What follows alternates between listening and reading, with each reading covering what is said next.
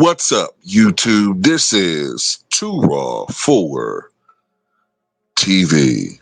All right, so told you guys I'm not going to let up on this thing right here. I'm not going to let up on Epstein Gate. And unlike some people out here who are only talking about this because they see this as an opportunity to take down Trump, I've always maintained that evil is bipartisan. No party has a monopoly on the savagery that has been committed against the most precious and most innocent of our society. I'll just call them the little rascals. Little rascals that were denied the upbringing that little rascals should have, where they are able to keep their innocence for as long as possible, where they are protected to some degree from the ills of our society, right? And brought up to the point where they have a shot at being productive citizens in our society. Unfortunately, the victims of this disgusting mega trafficking ring, many of them today are mentally, I don't know what the right word to use, warped.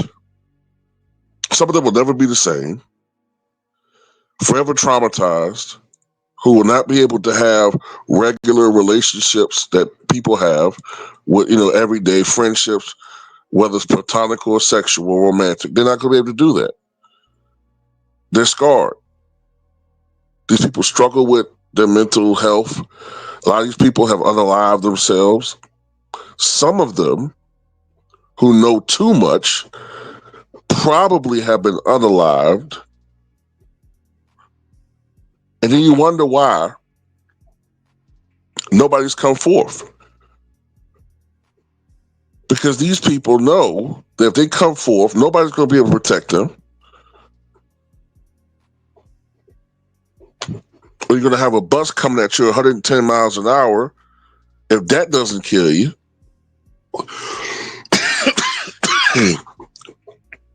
I shouldn't have said the word K, but whatever, the K word. You know what I'm saying? Then they're going to come get you.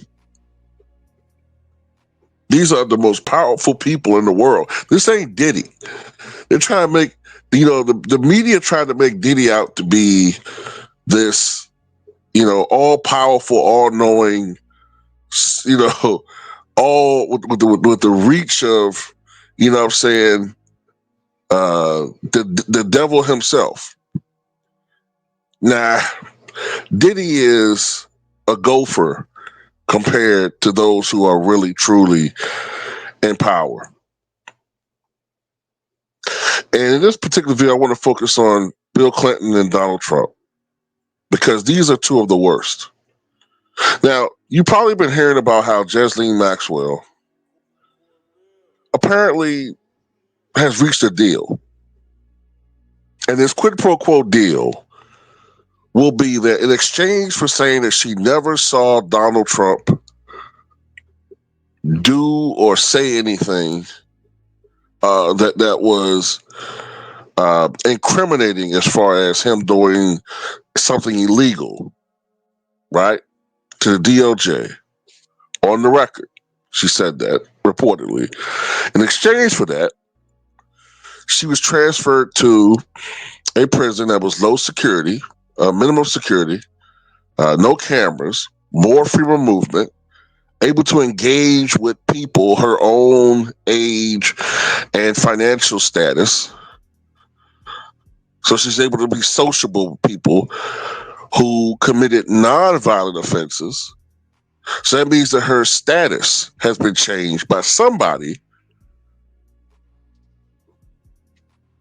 at the top of the hierarchy when it comes to the criminal justice system, or should I say the criminal injustice system. Probably Pam Bondi herself. And there's even some rumors that if she doesn't get pardoned, which is a possibility, she's going to be under house arrest. This, a woman who preyed upon thousands of little rascals, reportedly engaged in disgusting coitus with little rascals, along with Epstein, right? Now, this is the thing. If she says that she never saw Trump or heard about Trump engaged in anything truly illicit, well, that conflicts with what she told Ira Rosen. Ira Rosen, 60 Minutes producer, back in 2016, she said that she knows that that Donald Trump and Bill Clinton are on tapes where they are engaged in illicit activities with little rascals. But she said she didn't know the location of these tapes. Only Jeffrey Epstein knew the locations of these tapes. This is on the record, ladies and gentlemen. This stuff is not hard to find. So she said this to Ira Rosen. Now, of course, it wasn't in front of a court of law or in a deposition, but she said that to this reporter / producer. What makes you think that she was lying then, but now she's telling the truth? And once again, why is she in prison? She's this innocent person. Another thing she said back then too, is she said the reason why she never went forth with these allegations was that although she had obviously soured in her relationship with Donald Trump, she didn't want to put this out there because it would hurt by default Hillary Clinton, who was running for president in 2016. She was a Hillary Clinton supporter, and she didn't think that something like that would help her campaign with these types of allegations against her husband. But she also said the reason why she didn't say anything because she was afraid that she was going to be unalived.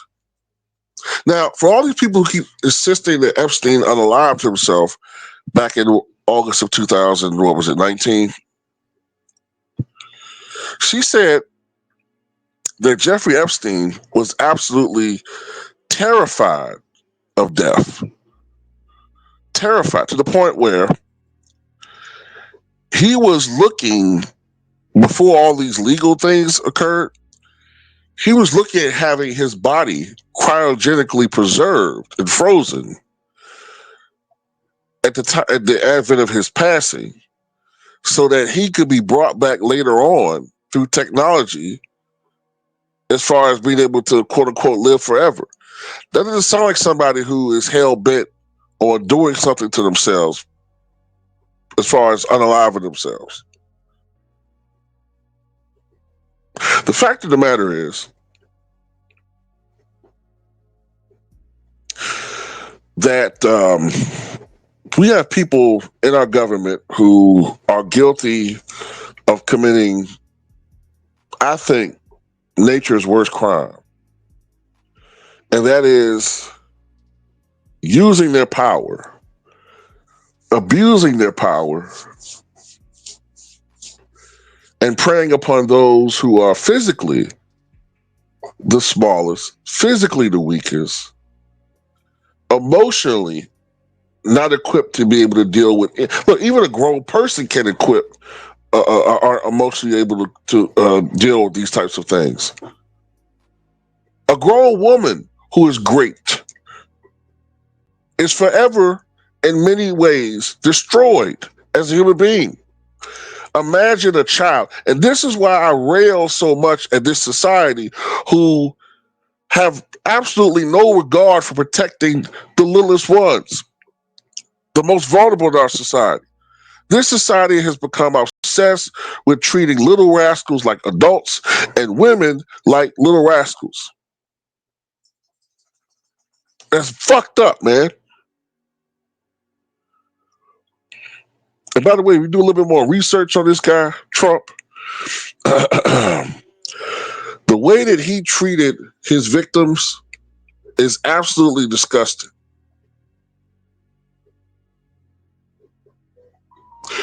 One thing I've read about him is that he was a germaphobe. He is a germaphobe. He's afraid of catching diseases from other people. So whenever he engaged in any type of activities with others, he would insist that they wore gloves, right? As far as touching him. He talked to people, these little rascals, he talked to them like, he talked to them like they were animals at times. He physically abused them, verbally abused them, treated them like they were nothing. Same thing with Bill Clinton, to a lesser extent, allegedly. Allegedly. Same thing though. He was a little bit more charming, but if push come to shove, he would be as violent as the rest. Ask old girl, Juanita Broderick, about that. If I'm not mistaken, I think Juanita Broderick's the one who said that he bit off her nipple. Bill Clinton. But somehow, the Democratic, God, he escapes criticism. And that's my issue with the Democrats. If you're going to be all in on this thing, go after all of them. Not just your political enemy. They're all scum. They all deserve to be behind bars. And believe you me, some of them are now in their graves, escaped. You know what I'm saying? They escaped, you know what I'm saying, being judged for their crimes. They escaped vengeance, or justice, I should say. They escaped justice, like George H.W. Bush. If you look into what he did. But you know what I'm saying? Our government has been unaliving people and even other officials, even government officials who woke up and started seeing the light. They've been doing this for decades. Hale Boggs was one of the original members. Well, he was one of the members of the Warren Commission, right? By the early 1970s, Hale Boggs had started seeing inconsistencies because he'd been doing his own investigation. He had people telling him things that were inconsistent with the Warren Commission. And he started making noise about it. Then one day, maybe a couple months after all this noise making he made, he got into a plane in Alaska and disappeared. We never found out where the wreckage was, what happened. He just disappeared. Just like that congressman, that Missouri congressman that had a TV show in Missouri back in the late 70s. He was asking all these questions. And suddenly, mysteriously, he had a convenient plane crash.